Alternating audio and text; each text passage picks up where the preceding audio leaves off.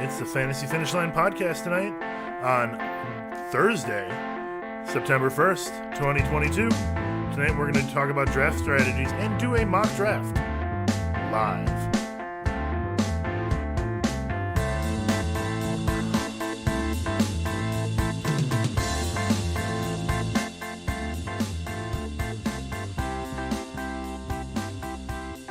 That's right, Jason. So we are here today to not only talk about draft strategies during the draft, but we've already done probably five or six drafts already, and then I know I have one coming up here in Vegas. You got one coming up in just a moment. You have to enter the draft room. Did you do that? I'm in the draft room. Okay. Yeah. And we're also, of course, many people do their drafts the last week of the season before the season begins, rather. Yes. And we're starting football, real football, actual football that matters for points on Thursday. Yeah, we've got. I've got one more draft that's already started. It's a slow email draft, and you've got one more besides that next week. I believe the morning of the game, right? The morning of the first game. Yeah. So the league I've been in that's run for a really long time. We are going to draft on Thursday morning at 10:30 a.m. and then make our way over to downtown Vegas to go watch the game at Circa, which is a really cool triple layer sports betting area. Yeah, that's very exciting. So it'll be fun. Hopefully I win some bets. Good luck. Good luck. Tonight we're going to be doing the mock draft. That starts in just a few minutes. I am pick number 5. Dave is pick number 9. It's a pro level. I think there's beginner, pro, and expert. I don't know how they rank those necessarily, if pro is above expert. But it's a 10-team head-to-head points PPR mock draft. And we'll just be kind of, talking about it. I think Dave will be able to show the draft board. Is that right? On the feed? Yeah. Okay, great. And then we're also going to discuss some strategies. So what we always touch on first before we get started with everything is what we are drinking. So we are going to be drinking, finishing up some wine, and then we will be picking up this guy right here. It is Step Into the Freezer, Cold India Pale Ale from Microphone Brewing. I feel like this is a pun on some sort of musical thing that I cannot put my finger on right now. Step into the machine? I don't know. That's Welcome to the Machine. Yeah, that's Welcome to the Machine. Step Into the Freezer is... Sure. Let's see. Step into that freezer.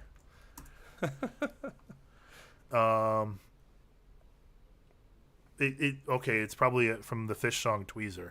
And I bet you that if any of our friends, like Graham or someone, is listening to us right now, they're screaming out what that means. So right on to the mock draft so far. So we've had Taylor, Eckler, McCaffrey, and Harris taken. I am going to take Cooper Kupp because it's a full PPR. And the top, the top running backs have been taken already, which sort of leads right into our first draft strategy. Which is the zero RB strategy.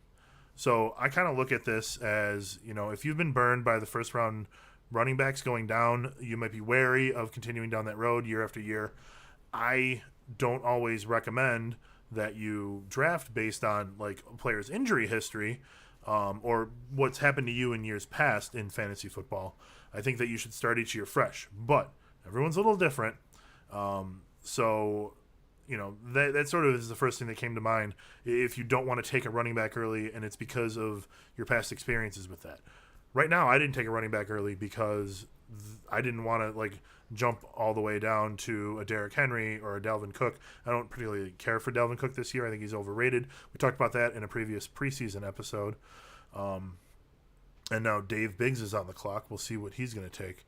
But to continue with the zero RB strategy, it's helpful, also if you can't land one of the top tier running backs in the first round.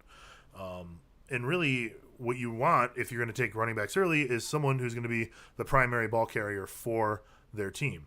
So with zero running backs, you can stock up on wide receivers early, and then you'll be able to probably take a top-notch tight end because you're just going to avoid the running backs. So both positions lend themselves to much more consistency, that being wide receiver and tight end, compared to running backs, and they're very beneficial in a full PPR format. So we'll go over some players that are good to draft. But Dave, who did you take at 9? Yeah, so I actually took Travis Kelce in this particular pick because most of the running backs that were first here were already selected, and I didn't think the value of the wide receivers that were left, those guys like Jamar Chase and Stephon Diggs and Devontae Adams, were guys that I wanted to choose at that particular point. Okay. This particular mock draft What are you looking at for your next pick? has a very quick turnaround here. Yeah, it's like a 30-second timer, so we're going to finish this draft before the podcast is over for sure. So I actually chose Devontae Adams for my second pick. I think that Adams and Kelce are both going to be target hogs on their offenses. Okay, so it looks like we might both end up with the 0 RP strategy here. Or maybe not 0 if we find some good value later on with a sort of best available approach. We'll talk about that in a little bit. But a couple players that I wanted to target if you're going to go like a strict 0 running back policy is Clyde Edwards-Helaire. His 80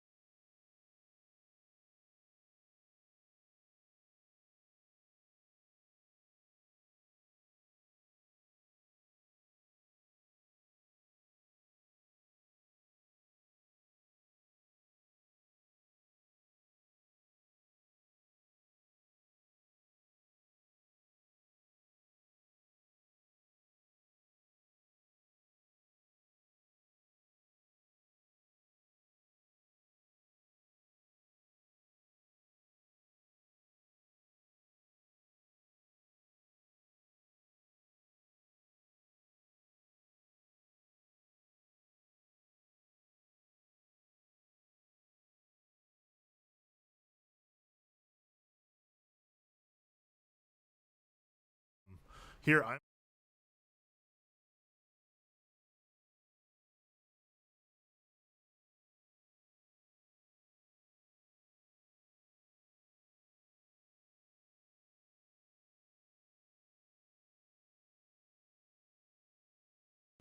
so I took Amon-Ra St. Brown. But players that you can look at to target with 0 wide receiver that are going to be available later.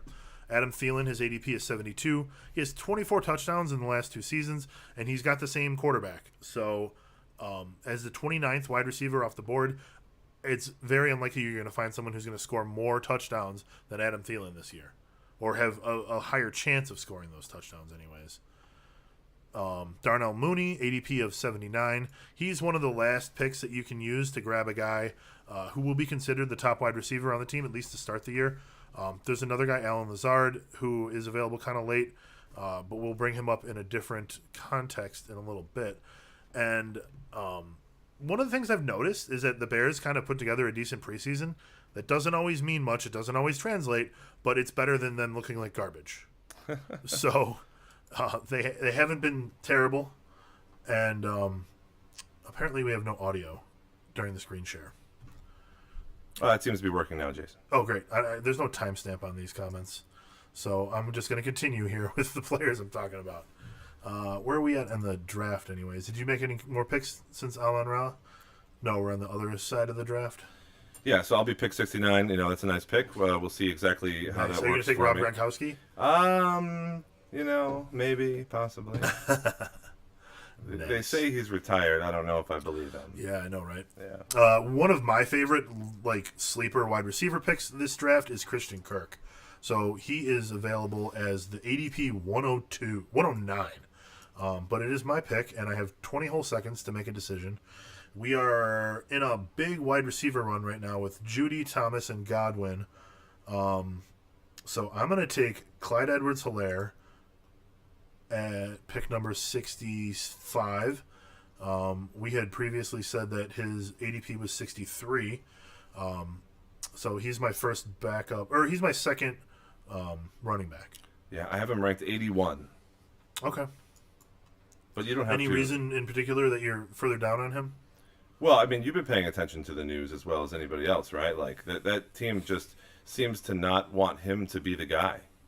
Yeah. They want trying to do anything they possibly can to not make Clyde Edwards-Helaire the person to take the majority of the carries. Yeah, that's true. And I'm not sure why exactly, but it is what it is. I don't get it. I mean, I wonder, I feel like those situations have come up in the past, and then, when the season starts, everybody's like, oh, we were totally wrong about this. Of course, they wanted to use this guy, and I'm not saying that that's going to happen this time, but, I don't see why they would want to not use him, but I'm not an NFL coach. Yeah, fair enough. Okay. But back to Christian Kirk. Kirk is a guy who just got a huge contract from the Jaguars, and he's just not being respected in any of the rankings that I find. He's the 42nd wide receiver off the board. Where is he? Where do you have him ranked? Do you know? This must be your pick. This clock is so small. It's very that's 100, chaotic. 103. Okay, so you're above where he's being drafted. I think a lot of people have him below that even. But look, I see Christian Kirk, turning in a top 20 season if the Jags can just put together the semblance of an offense. They have a new coaching staff, a competent coaching staff. They have good talent on the offensive side of the ball, starting with the quarterback. So they are going to use this guy as their primary receiver. He should not be the 42nd wide receiver off the board. Yeah, you like Kirk a lot. I don't know. I have to choose between Sanders and Allen Robinson, both guys that I really like, but because I don't have enough running backs, I'm just going to select Miles Sanders again. Then I'm going to load up on wide receivers. Now I have 5 running backs because I chose them late, starting in round 4. Now I can get a couple more wide receivers. Like we talked about earlier, there's still a large amount of wide receivers that are good on the board. You've got Hunter Renfrow and Adam Thielen and Rashad Bateman and Drake London, Elijah Moore, Brandon Ayuk, Amari Cooper. So there's a lot of guys out there that could still arguably finish in the top 20. That position is just a cornucopia of talent. I'm looking at Adam Thielen right now as actually would be my auto pick. I think I'm going to take Damian Pierce. I am light at the running back position right now. Damian Pierce is going to be a starter this season. It appears like he may be the starter right away. So I will go ahead and cheers if we're back on camera. You never know. I don't. Just gotta pretend like you're always on camera. That's right. So I took Damian Pierce there. I definitely need to target a few of these late round running backs. I'm gonna have my eye on Melvin Gordon coming up here in maybe a round and a half or so. So I have another pick at 85, and then I don't pick again until 96, I think. Okay. So I'd like to wait to get him at 96. I think I'm going to try and wait to get him to 96 because I could always take like a Rashad Penny instead. Anyways, the last zero wide receiver player that I want to mention is Skye Moore. His ADP is 143. I like to grab a rookie, as I mentioned earlier, maybe two of them late in the draft when using this kind of strategy because the rookies are going to have the highest upside rather than a guy who's been the third or fourth wide receiver on a team for 2 or 3 years. So it's a great landing spot for Moore, that being the Chiefs, because he's on a team with one of the best quarterbacks in the league. They need to replace their top wide receiver. There's a lot of potential there for him to get plenty of targets. Obviously, he's a rookie in a system with a veteran coach, so perhaps he doesn't get as much work. That's why he's all the way down at 143. He can be had as the last pick on your team in most formats. So, go with it. I am back up again. 4 receivers, 3 running backs. There are no quarterbacks that jump out to me at the moment. I bet I could get like a Joe Burrow or an Aaron Rodgers or a Matt Stafford next time around. So I'm going to take Elijah Moore. I kind of like what I saw out of him last year. Obviously, this is a flyer pick at this point because it's the 9th round. So, if the Jets can turn it around, Elijah Moore should have a really good season. He was picked, between Dallas Goedert and DeAndre Hopkins. Goddard could be, good for a tight end this year. Hopkins isn't even going to play for the first 6 weeks or longer. Probably 6 weeks is his suspension, right? And then he should be back. Yeah, but the only reason why he's so far down is because he still could be a top 10 wide receiver in that offense. Yeah, he totally could. But of course, if you don't win the first 6 games of the season, then you're not statistically likely to make it to the playoffs. Well, you've at least got 8 to make your way back instead of 7, unlike before.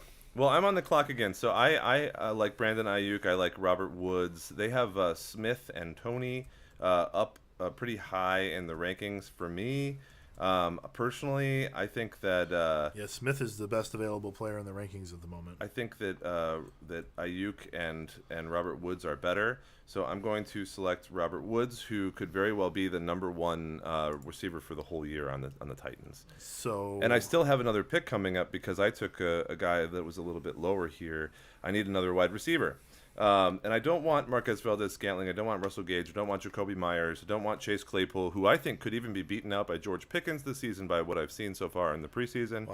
Wow. So if I can get a guy with real high upside, so for me that's going to be Kadarius Toney or Brandon Ayuk, I think that I'm going to take him. And now, when you're taking one of these guys with a lot of upside, are you looking for them to perform in the first couple of weeks? Otherwise, you're going to cut them. Or are these players that you'd be willing to be patient on? I am willing to be patient. However, I can't skip over Devonta Smith. I can't do it. The Eagles also just traded one of their other receivers, Jalen Reagor, to the Minnesota Vikings. True, yeah. And they're kind of all in on the guys they have, A.J. Brown and Smith. So I did end up taking Smith. I do like the other guys, but I'm probably not going to be able to draft those guys. I have a quarterback that I need to select in the next couple of rounds, and then 3 more bench spots, and those guys are probably going to be taken by the time it comes back to me. All right. So I went and saw the entire chat from our live stream. It makes a lot more sense now. In my half window, I couldn't read the whole thing. I didn't see that it was working again. Anyways, that's just a little background information. I am back on the clock again. So those quarterbacks are all available now. They're all listed basically at the top. So if I want one, I got to take them now. It's the 10th round. I don't mind taking a quarterback in the 10th round. That's a late round quarterback. Yeah, I think we're looking. I'm going with Joe Burrow. You're looking at, if you're not doing a streaming situation, which I'll go over shortly, is a quarterback between like the 10th and 12th round of the draft. There's a wealth of quarterbacks available right now. Prescott, Rodgers, Wilson, Stafford, and I took Burrow. But I am not going to pick again for 8 picks, and there's actually like an auto drafter in there, so he's going to get like 2 of the quarterbacks. Yeah, I mean the idea, right, is to get somebody who's still going to be a leader on their team, and I'll go over this in a little bit, like what those stats actually mean for value over replacement player at the quarterback position. Yeah. But if you can still get somebody like Russell Wilson, Matt Stafford, Trey Lance, Derek Carr, Kirk Cousins, which you still can, and I just listed 5 guys, they're not all going to be taken in this round. You know, so that's true. You got plenty to go on, but so there's still Wilson and Stafford available, and I pick in 1, 2, 3. There's 3 people before me. Joe Burrow's a good name for you, though. But sure. Prescott and Rodgers have gone, and I'm a Joe Burrow fan, so I'm happy with that pick. We'll talk about a little bit of the best available. So this is my preferred drafting method. I like to take what the draft is giving me rather than going into it with some sort of set plan, because what other people do can totally blow up your plan. I think going in with best available means that I'm going to look at who's still available at the top of my rankings and generally sort everyone by tiers. So, all of the quarterbacks wound up getting taken, and Melvin Gordon got taken. Damn. 2 picks ago. That's a good pick. But the Kadarius Toney is still available, and I just need depth here. I'm going to take Kadarius Toney. That is like super high risk, high reward. It's not even that high a risk because it's a late round pick. It's an 11th round pick. But super high ceiling, with a good chance of not doing anything for you this year. So I'm going to stick with him as the best available player at that time. But what I do is I kind of look at everybody in tiers. You split the running backs in the top 3 or 4 tiers. Wide receivers, you do the same. And you say, okay, if all the players out of tier 2 of your wide receivers are gone, but there's still one more player in tier 2 of the running backs are gone, that's probably a lot better value right now rather than trying to pick from the top of the 3rd group of wide receivers. So assuming a similar ranking with those players, I would lean towards the guy who's the last available in the higher tier rather than, cracking into the new tier. I don't strictly pick the top player on the list. So if there's a player, and I've mentioned this earlier tonight, if there's a player who is not going to be available the next time you're picking, then it's generally not a stretch to pick them. It basically, that last pick I had where I picked Burrow, I would have had to take Melvin Gordon there, obviously, if I really wanted him. So I'm going to have to go with one of the other running back options that I talked about. There's a James Robinson I'm looking at. He'll probably be gone by the time it's my pick again. In fact, Dave's going to pick again. Well, I'll be picking Derek Carr or Kirk Cousins. Okay. Who did you pick just now? Well, I took Chase Claypool. At this point, I'm just taking guys that could be good because I have a ton of receivers. I've got we have all of our starters at this point, 5 except receivers. for kicker defense. Yeah. So, they're wild card toss-up picks, and that's what you should be doing, looking for guys that have a high ceiling. Like I said, right now, we're not sure if it's going to be Pickens or if it's going to be Claypool or if the quarterback on the Steelers is not going to be good enough to give any value to players more than Deontay Johnson and Pat Freiermuth. So we don't really know yet. But I am going to take who I have ranked higher here between Carr and Cousins, 2 teams that are going to toss the ball a lot. I really like what Minnesota looks like they're going to do, but I haven't seen it yet. So I'm going to go with Derek Carr with my Devontae Adams to have a nice little stack there. A little Carr to Adams stack. Yep. Okay. So when I'm looking at these, really in any time in the draft, I'm trying for best available. And what I look at is, especially in the later round, looking for the good value, players who I value a lot higher than their ECR or their ADP. So that way I can take them a little bit earlier than what that is saying because I really want those players. I really think they're going to be better. So here's a few of those players based on Dave's drinkfive.com rankings, which are available on our website. He's one of the Fantasy Pros experts. You can see him when you make a conglomeration, a big mix of all the experts there. He's available. So first guy that I have listed here is Brandon Cooks. His drink 5 ranking is 38. His ADP was 61. People are kind of allergic to taking the Texans this year, and that leaves good value available to you, the person who can recognize talent, even if they're on a bad team. It doesn't mean that they're going to be a bad fantasy player. So he has 81 and 90 receptions over the last 2 seasons in Houston. I think that Brandon Cooks is a fine choice at this point when you can take him sort of in the 5th round. My pick again, there's Kirk Cousins. I have 3 empty bench spots to fill, though, and I'm going to fill it with 1 tight end, and that's Pat Freiermuth. I really like what he did last year, and Pat Freiermuth, like any good tight end, is a rookie quarterback's, best friend. So whether it's Pickens or whether it's going to be Trubisky this year it's not going to be Trubisky for the whole year. He would have to perform very well to keep the job all year. We don't know enough yet. Yeah, but I think that going to the tight end a lot for the Steelers is something that they've traditionally done. Is something that they're probably going to continue to do. Yeah, I mean, the Steelers are a fairly traditional team. They're one of the teams that still has a fullback. I mean, his last name is Watt. So it's that's a good point. Derek Watt is their fullback, but he's, I think, the highest paid fullback or one of the highest paid fullbacks in the NFL, and they just secured him for a couple more years. We're back at me again. There's a lot of auto pickers now. So I took Treylon Burks. As I said earlier, I like the idea of taking rookies late in the draft just because they have a lot of upside and it doesn't cost you any draft capital. So Dave is back up. We went over Brandon Cooks. I want to talk about Robert Woods. I believe you drafted him, Dave. His drink 5 ranking is 88. His ADP is 112.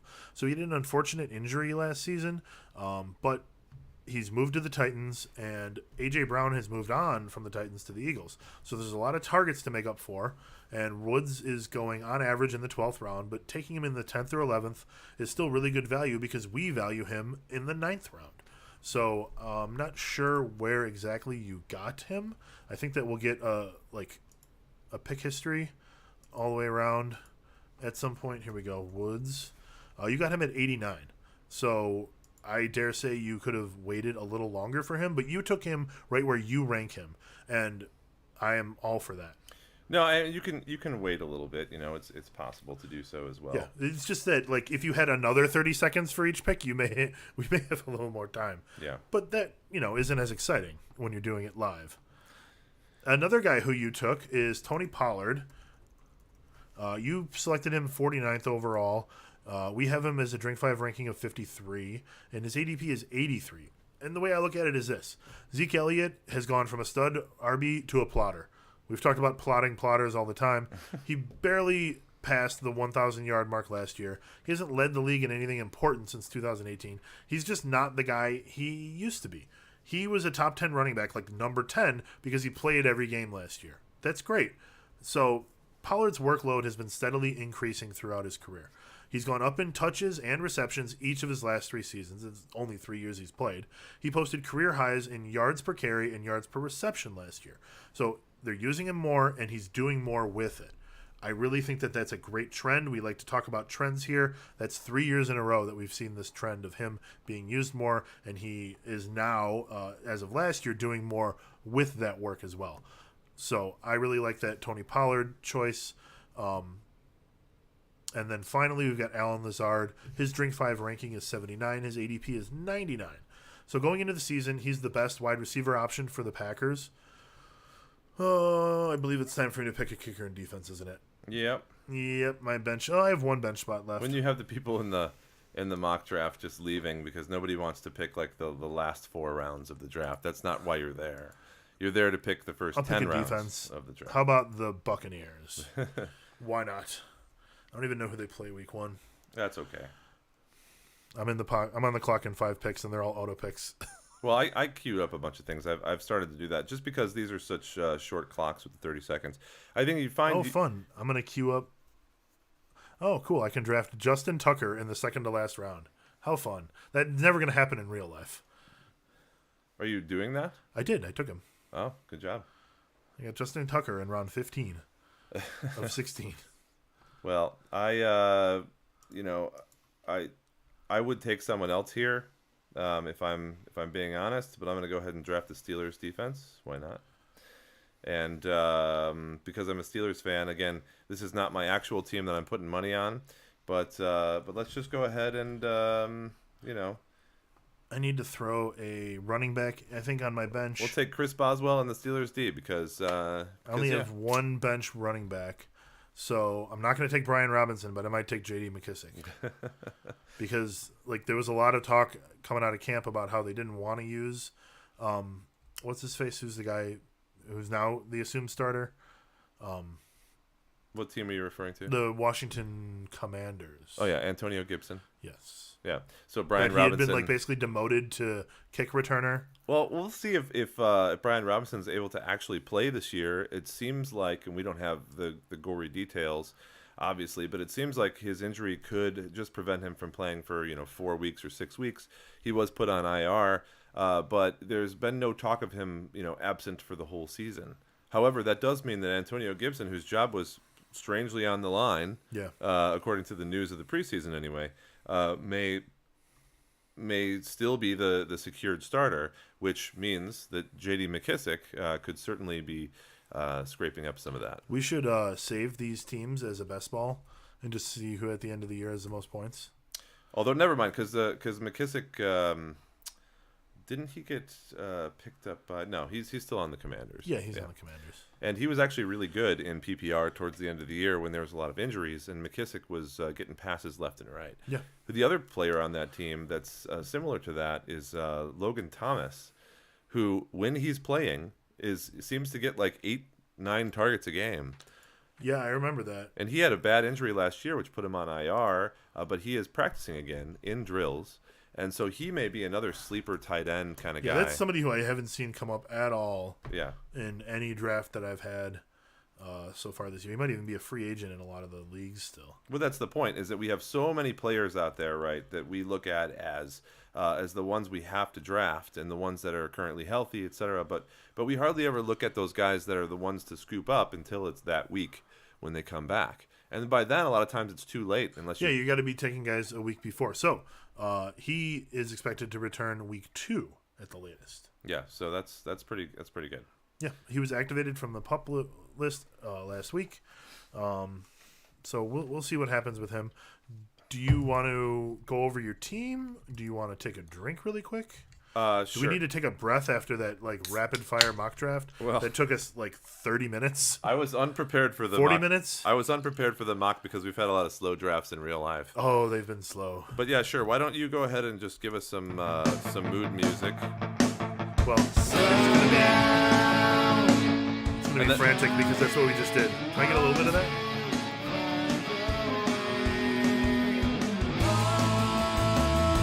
That's funny. Thank you.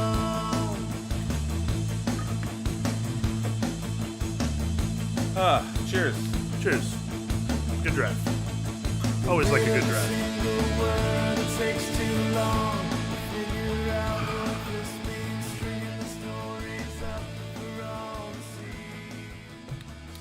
So I drafted 5th overall. I wound up with Kupp, Swift, Lamb, and Pitts as my first 4 picks. That's a pretty good base of a team, I think. It's well-rounded in that I've got a couple of top receivers, a top tight end, and a top running back. I didn't go too heavy in one position where I have to draft a bunch others late. I don't like doing the 0 RB or 0 wide receiver, but sometimes you have to. Well, and it's good to be familiar with it and to know players to target if you kind of find yourself doing that. Because I have done that in leagues this year. I've won leagues with almost all these strategies, and doing it. They're strategies because they work. Doing it with cognizance, actually going into the draft saying I'm going to do this. I do agree with you that in general, drafting best overall is good, but sometimes you'll get yourself into situations doing that where you have to take something that you have no business taking for your roster. And then, in doing that, then you're it's like buying a new car. As soon as you click draft, the player's instantly lost value. Yeah, so it's tough because sometimes in some situations, some variables, that might not be the best thing to do. However, going in and saying you're going to go 0 running back, and then being constantly presented with wide receiver runs, you do need to be able to switch gears. Yeah. If If everyone it else is doesn't- taking all the wide receivers, you got to take the running backs. If it doesn't work, then you switch off, and then maybe you could do a late round quarterback, or maybe you could stream tight ends at the end of it, or whatever.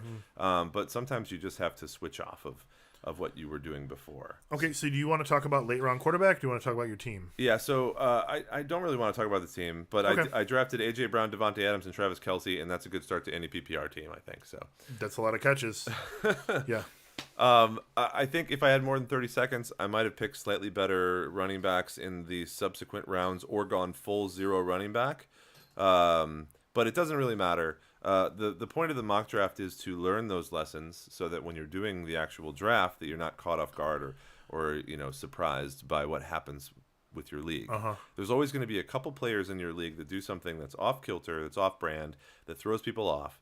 And instead of being thrown off like a lot of people are, you should know what to do. Take advantage of it. Yeah. Yeah. So here's a strategy. It doesn't really work for super flex leagues, obviously, the late round quarterback, because you've got two quarterbacks, and most players are going to take 2 or 3 quarterbacks during that draft if you're in a super flex. Now, if you only have 32 NFL starters, then obviously you can't be drafting 3 at the end of it when there's already been 25 taken, because those guys don't even have secured jobs. Yeah. But what's really cool is that this works in classic fantasy leagues that allow 1 quarterback starting per team per week. And there's a lot of those standard leagues that are still going, and they probably will forever.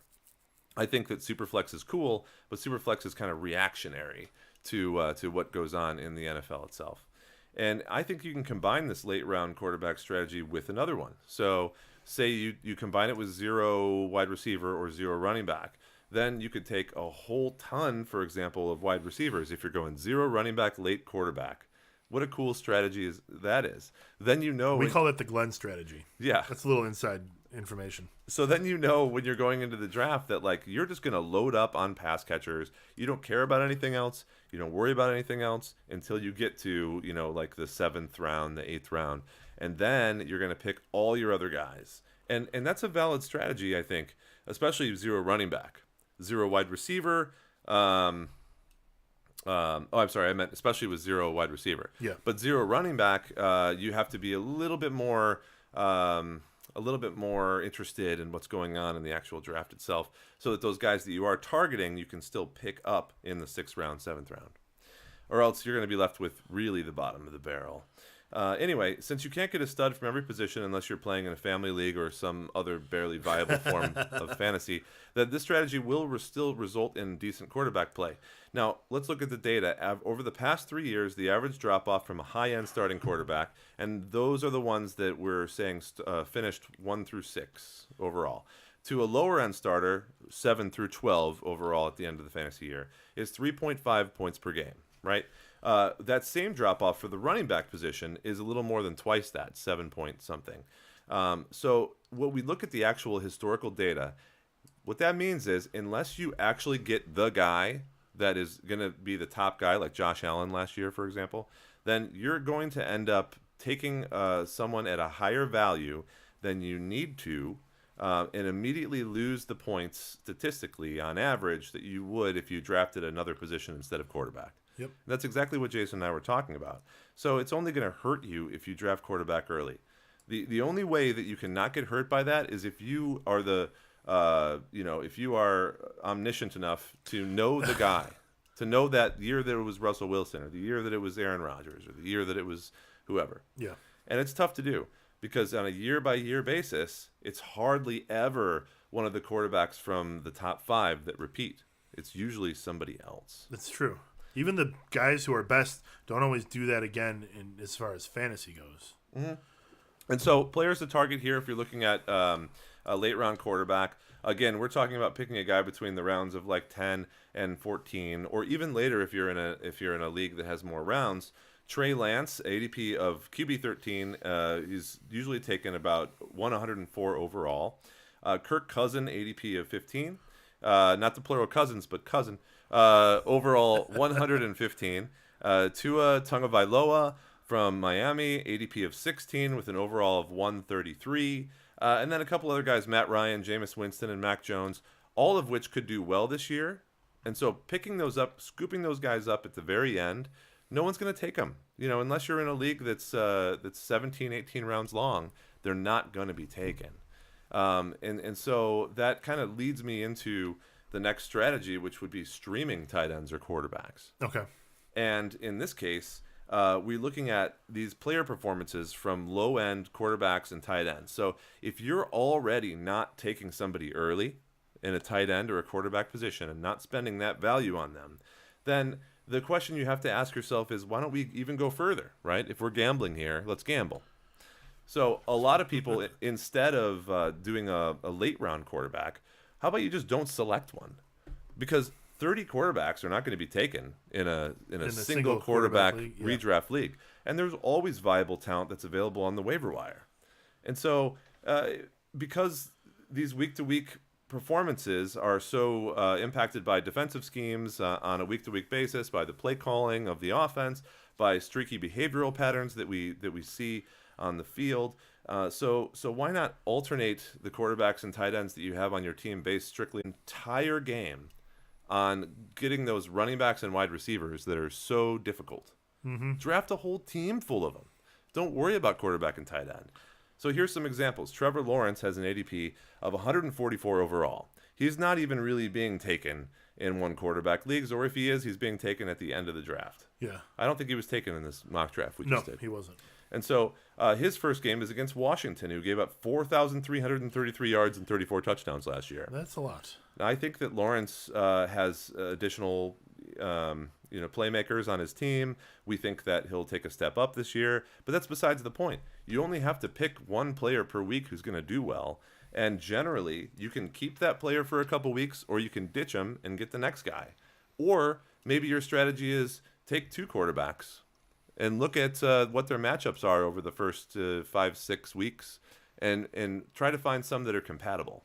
Mm-hmm. Here's another option. Baker Mayfield, he plays the Cleveland Browns week 1, which is something that the NFL is just salivating over right now. Yeah, they did a good job with scheduling there. Mayfield has an ADP of 186 overall. So, again, nobody's taking him if you're in a one-quarterback league. But his week 1 clash against the Browns, that's a textbook revenge play. That's going to result in a top 15 game for Baker. It's going to happen. He's going to throw the ball at DJ Moore for touchdowns. He's going to throw the ball to Christian McCaffrey for touchdowns. Mm-hmm. It's going to happen. And even if the game doesn't end up being very good for either team, I think the guy will still outplay his ADP. But here's just 2 examples of guys you could pick in week 1 that are going to be decent. Tight end examples, Tyler Higbee playing against Buffalo, which is a good matchup for tight ends, specifically for Higbee.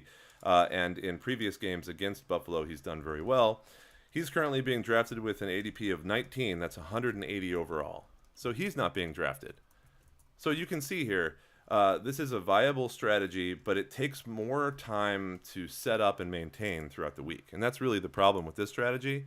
It's a lot of work. Is that it's a lot of work because every week or two, you have to look at your players. You have to try to finagle a trade or pick up guys off the waiver wire that are going to be played for the next week and the next week and the next week. Mm-hmm. But I've seen it happen, and I've seen it work before, and I've done it before to some extent.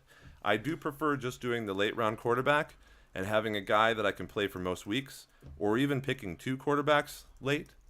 But it's okay to want to be a gambler. I mean, this is a gamble. What we do, yes. Yeah. So that's what I've got, Jason. What's up with you? I like the streaming quarterback option, especially when I look at this Trevor Lawrence, Baker Mayfield available. Yeah. Like, that's not bad. Like, I took Joe Burrow, and I feel like on the whole, he's going to do better on average than those guys anyway. Yeah, but will it be good enough to have taken him in the round that you took him instead of someone else? Vast value over replacement player is what we're looking at. Yeah. And definitely like the value of the 12th quarterback and the first quarterback is so much closer than the 12th running back and the first running back. But that's the whole point, is that no other position is as close as the quarterbacks. I'm okay with drafting a quarterback later like we did. We both, I think, took one between like rounds 10 and 12, but I really don't like taking them early other than a super flex league.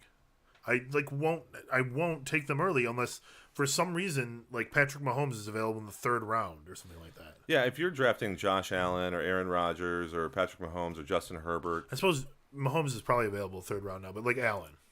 It has to be somewhere that's so good that it's too difficult to pass up. And even doing that is still a detriment to your average statistics.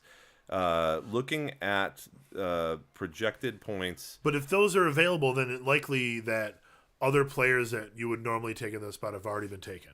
So your value at other places are going to be not as good. So you should lean the quarterback. Well, by one, perhaps. But I think we get the point across, which is that there's a lot of strategies for you to consider. It's not just go and look at your checklist and take the next guy off the list, even though best overall is a strategy, and Jason is one that he likes, right? Sometimes you need to mix that up and look at who you have on your own roster. Yeah. And going into a draft with a strategy is a good thing. Even if you're going to change that up, you still have a strategy. Not having a strategy is not going to be good for your game. Yeah. So always go in with a strategy. Some kind of strategy. I guess is our advice here. Pick one or mix them up or, go back and forth between some of them. My recommendation is start with best available and understand that you may wind up going 0 RB or 0 wide receiver, and then you're going to need to just commit to that a little bit and understand who you want to target later on. If you have 4 or 5 guys that you want to target in a couple different situations, then you're way ahead of the people you're drafting against. Yeah, there you go. Yeah. So, anything else you want to sum up tonight, Dave? Not really. I am looking forward to my visits to Vegas for our upcoming draft. Yeah. And I wish all of you good luck in the upcoming NFL season. Yes. Follow us on Twitter at drinkfive. Subscribe to our YouTube channel. And, just pick us up on all the social medias. All right. Cheers. Cheers.